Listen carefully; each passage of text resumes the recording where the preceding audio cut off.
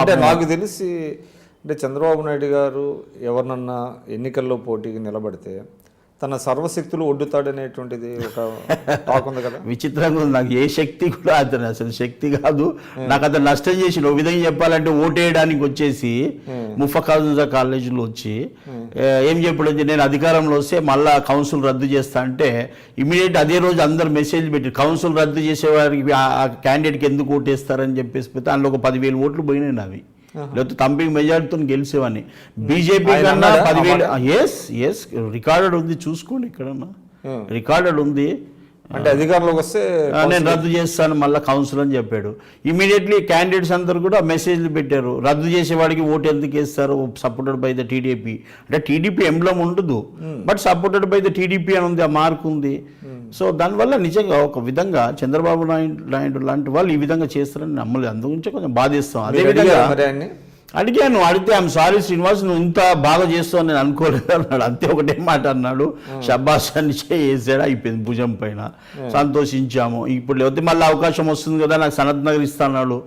సనత్ నగర్ కూడా మళ్ళీ నాకు పాపం నిజంగా చెప్పాలంటే కేసీఆర్ గారు నన్ను 6 months బిఫోర్ పిలవడం జరిగింది. నా గురించి వెయిట్ చేసుకుంటే 2009 నేను రిజైన్ చేశాను. రిజైన్ చేసి అనౌన్స్ చేసి కొంత డ్రామా నడిచినట్టుంది. డ్రామా ఏం లేదు, అంటే టీవీలో వచ్చింది పిఎల్ శ్రీనివాస్ తెలుగుదేశానికి రాజీనామా, మళ్ళీ ఒక గంట మొన్న పద్మిని రెడ్డి గారు చేసినట్టుగా మళ్ళీ మీరు అది ఏమైందంటే ఆ రోజు నేను రిజైన్ చేసింది వాస్తవమే. ఆ రోజు శ్రవణ్ ఇక్కడ సికింద్రాబాద్ సిటీలో శ్రీనివాస్ యాదవ్ ఉండే, అది టీఆర్ఎస్ కట్టెల శ్రీనివాస్ యాదవ్. పాపం వాళ్ళు వచ్చి నాకు చెప్పడము, నేను రిజైన్ చేయడము. ఎందుకంటే ఆ రోజు అసెంబ్లీలో ఇది నో కాన్ఫిడెన్స్ మోషన్లో చంద్రబాబు నాయుడు గారు సపోర్ట్ చేయలేదు, తెలంగాణ ఇష్యూస్ అవన్నీ ఉండే. సో సపోర్ట్ చేయలేదని కోపం మీద నేను రిజైన్ చేశాను. అప్పుడే మనకు కేసీఆర్ గారు నన్ను పిలిచారు పాపం, సికింద్రాబాద్ పార్లమెంట్ అన్న సికింద్రాబాద్ అదే సనత్ నగర్ అసెంబ్లీ కాన్స్టిట్యున్సీ గురించి అని చెప్పేసి నా గురించి వెయిట్ చేశారు.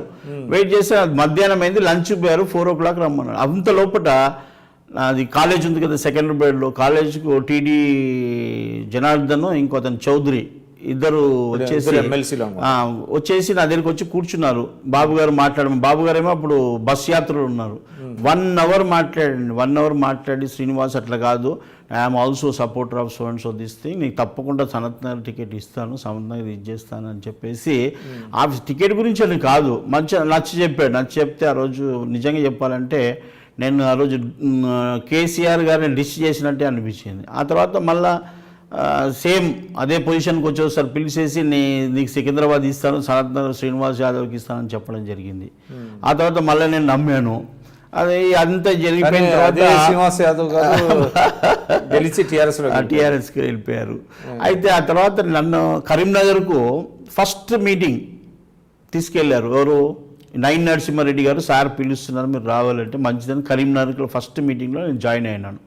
జాయిన్ అయినప్పుడు మీరు నమ్మరు, ఫస్ట్ మీటింగ్ పోయే ముందు నేను, కేసీఆర్ గారు, కేశవరావు గారు, 9 నరసింహారెడ్డి కరీంనగర్లో కూర్చున్నాం, నలుగురం కూర్చుంటే కేసీఆర్ గారు నిజంగా చెప్పాలంటే నన్ను బాగా లైక్ చేస్తారు. అతను 1/2 hour మాట్లాడాడు, ఇట్లా పోతున్నాను మీటింగ్కి, ఈ విధంగా వెళ్తున్నాను, ఈ విధంగా పోతున్నాను అని చెప్పేసి, తప్పకుండా మనం గెలుస్తాము, ఇన్ని సీట్లు వస్తాయని నిజంగా బాగా నమ్మకంతో చెప్పాడు. అదేవిధంగా చేశారు, అతను కష్టపడ్డారు, మీటింగ్స్ అన్ని చేశారు, సక్సెస్ అయ్యారు. సక్సెస్ అయినాక కూడా నేను ఎప్పుడు కలిసినా కానీ శ్రీనివాస్ అన్న మంచిగా మాట్లాడి నాతో ఇచ్చేసి నన్ను భోజనాలకు పిలిచాడు. లేకపోతే ఇంటికి కూడా నాకు ప్రగతి భవన్ అందరూ అంటారు పర్మిషన్ లేదని, అలాంటిది ఏం లేదు, నేను రెగ్యులర్గా వెళ్తూనే ఉంటాను. నన్ను అపాయింట్మెంట్ ఇస్తుంటాడు. ఎప్పుడు చెప్తాడు Srinivas you are my person, నువ్వు కేసీఆర్ పర్సనే, నువ్వు ఏం బాధపడకు, నేను నీ పికప్ చేస్తాను అని నాకు ఛాన్సాలు చెప్పాడు. నాకు ఆ నమ్మకం కూడా ఉంది.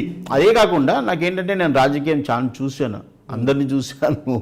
కానీ ఇప్పుడు ఏంటంటే ఆయనలో ఒక శక్తి ఉంది, తప్పకుండా ప్రజలకు మంచి చేస్తాడనే నమ్మకం కూడా ఉంది నాకు. ఎందుకంటే వేరే పార్టీలో అయోమయంగా ఉంది, మాకు మంచి లీడర్ కూడా లేకుండా పోయాడు. ఇప్పుడు కాంగ్రెస్ పార్టీలో కానివ్వండి, ఈవెన్ ఇంక్లూడింగ్ బీజేపీ కానివ్వండి. మీరు చూస్తున్నారు ఐ డ్రీమ్ న్యూస్ని. మీరు చూస్తున్నది ఐ డ్రీమ్ న్యూస్. అంటే కళలని నిజం చేస్తూ ప్రజలకి నిజాలని కళల ద్వారా తీసుకొచ్చే ఐ డ్రీమ్కి మై బెస్ట్ విషెస్. మీరు చూస్తున్నది ఐ డ్రీమ్ న్యూస్.